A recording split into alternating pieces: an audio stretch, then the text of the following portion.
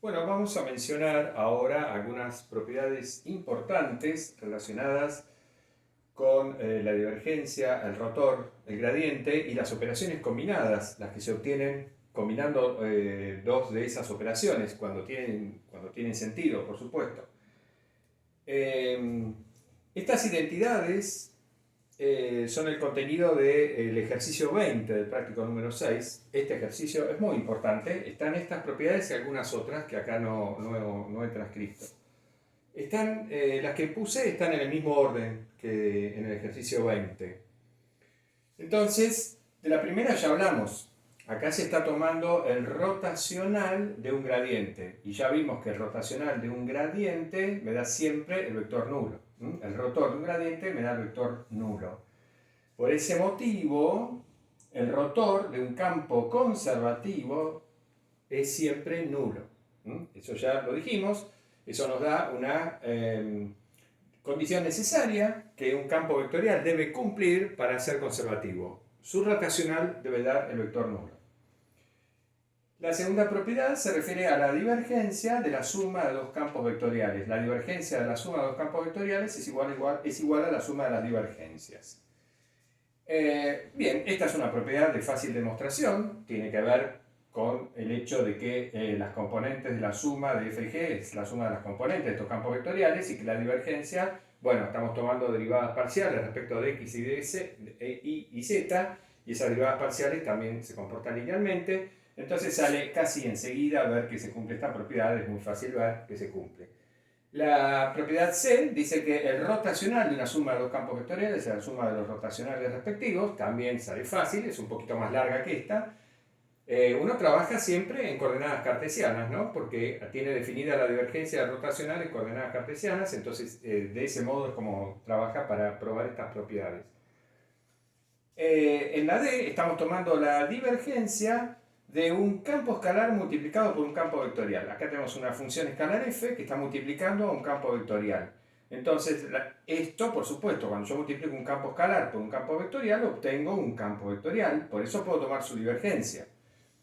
Bueno, la divergencia de este producto es lo que tenemos en el segundo miembro. Siempre observamos que, digamos, el operador nabla es un operador diferencial. Entonces, siempre que se aplica un producto de lo que sea, de alguna manera se cumple la regla de derivación de un producto, derivación entre comillas en este caso. Pero fíjense que es el primero, sin que lo afecte el operador, por el operador aplicado al segundo, más el operador aplicado al primer factor por el segundo. En este caso el por, digamos, no es lo mismo que lo que tenemos acá. Acá tenemos un producto escalar entre dos vectores y acá tenemos el producto de un escalar por un vector. No, de dos escalares, perdón. Bien, entonces, esta es la regla para obtener la divergencia de un escalar por un vector. También sale muy fácil. En particular, si f fuera constante, si en lugar de tener acá una función tuviera una constante, esto sería nulo, el gradiente de una constante es nulo, y entonces la conclusión es que la divergencia de una constante por un campo vectorial es igual a la constante por la divergencia del campo vectorial. Con esa propiedad más esta, concluimos que la divergencia se comporta linealmente. Y en la propiedad E tenemos el rotacional de vuelta de un campo escalar por un campo vectorial. Acá estamos sacando el rotor de el escalar f por el campo vectorial f. Y ocurre lo mismo, ¿no? El campo escalar multiplicando al campo vectorial rotor de f más el gradiente de f, producto vectorial, el campo vectorial f. O sea, esto es un producto vectorial común y corriente entre este vector y este. Acá tenemos, acá la cruz indica el rotor. Acá indica el rotor, pero acá indica el producto vectorial ordinario entre este campo vectorial y este. Nuevamente, si f es constante, esto es nulo, y entonces con esta propiedad que me estaría diciendo que la constante sale afuera, más esta propiedad tenemos la linealidad del rotacional. Y después tenemos esta propiedad, la divergencia del rotor me da 0, o sea, cuando tomo la divergencia del rotor de un campo vectorial, eso siempre me da 0. Esto se dice entonces que la divergencia de un rotacional es siempre nula. En este caso, Acá tenemos la demostración, hice la demostración a modo de ejemplo, digamos, cómo se trabaja con todas las propiedades.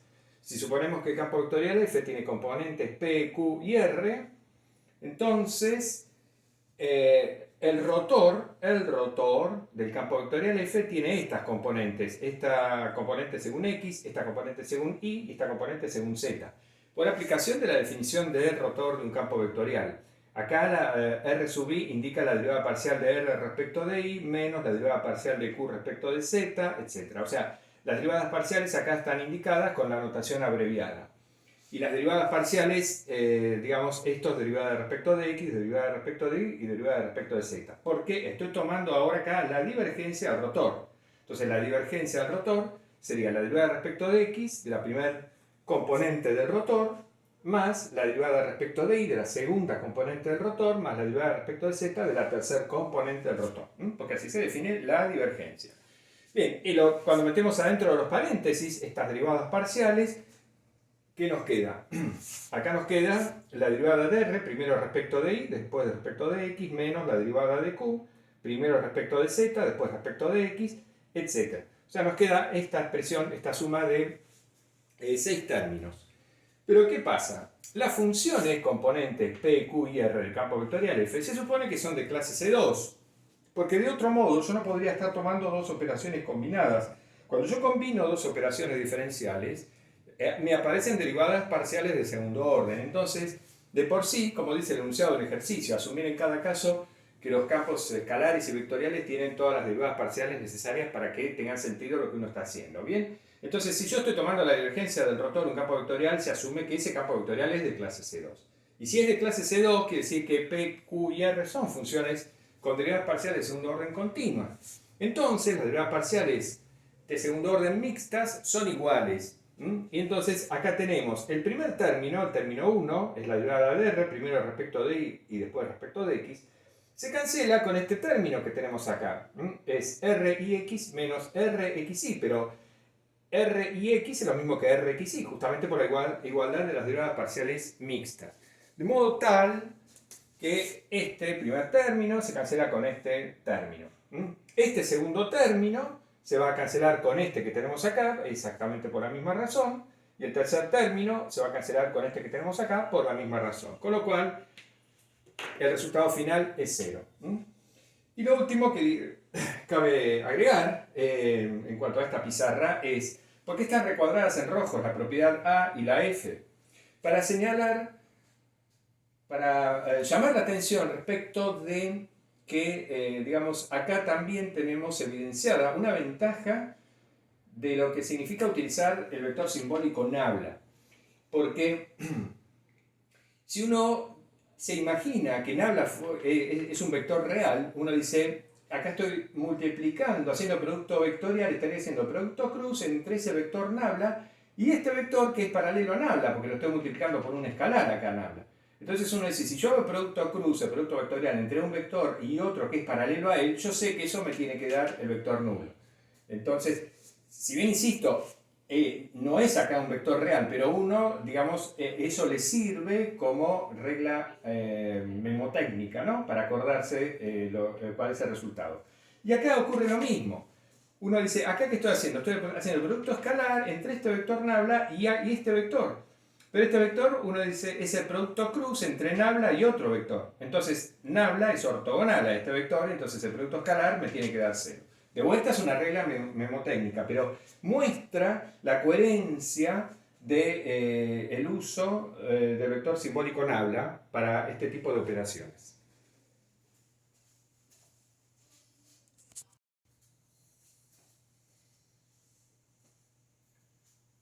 Posiblemente la operación combinada más importante, que ya conocemos, es la que nos permite obtener lo que se llama el laplaciano de un campo escalar.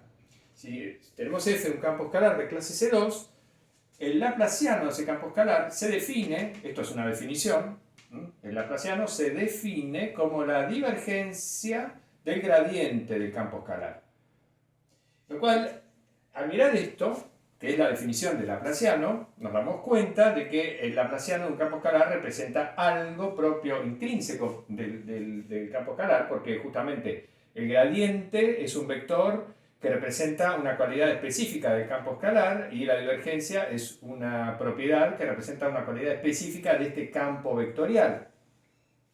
Entonces, la expresión, digamos, si bien la expresión en coordenadas cartesianas del laplaciano es la que tenemos acá, porque fíjense, cuando yo tomo la divergencia del gradiente, bueno, el gradiente en coordenadas cartesianas está expresado de esta manera, se expresa de esta manera, es el vector cuyas componentes son las derivadas parciales de f respecto de y, respecto de x, respecto de y, respecto de z. Acá estoy usando los versores canónicos. Cuando tomo la divergencia, entonces, del gradiente, me queda la derivada de la primer componente respecto de x, que es esta, más la derivada de la segunda componente respecto de y, que es esta, más la derivada de la tercer componente respecto de z, que es la que tenemos acá. De modo que, finalmente, entonces, digamos, el laplaciano en coordenadas cartesianas se expresa de esta manera. Las sumas de las derivadas parciales homogéneas, digamos, no mixtas, de segundo orden del campo f. Vendría a ser la traza de la matriz hessiana de f, si ustedes recuerdan lo que era la matriz hessiana. La matriz hessiana es la matriz formada por todas las derivadas parciales de segundo orden del campo escalar f, que cuando el campo es de clase C2 es una matriz simétrica, etc. Bueno, la traza de esa matriz hessiana es esto, precisamente, es el laplaciano de f. Y una de las ecuaciones más importantes de la física matemática es la ecuación de Laplace, que es esta que tenemos acá. Las soluciones de la ecuación de Laplace son lo que se llaman las funciones armónicas. Es decir, una función, un campo escalar phi, se dice armónico cuando su laplaciano me da idénticamente 0, en la región donde está definida la función phi. Esta es una ecuación diferencial en derivadas parciales, es una ecuación diferencial lineal en derivadas parciales de segundo orden. Otra ecuación muy importante, cercana a esta, es la ecuación de Poisson, que es aquella en la cual en el segundo miembro pongo una función, digamos. Esta sería una ecuación homogénea, porque está igualada a 0. Bueno, si esto está igualado a otra función, entonces se llama la ecuación de Poisson. Esta ecuación se denomina ecuación de Poisson. Y un ejemplo muy importante de función armónica lo tenemos con el potencial newtoniano. Recordemos, era una constante sobre R, pero cuando yo tomo el laplaciano de esta expresión, bueno, la constante sale afuera, me queda el laplaciano de 1 sobre R. Recordemos la notación que usamos, ¿no? R sería la norma del vector posición. Y eso me da siempre 0.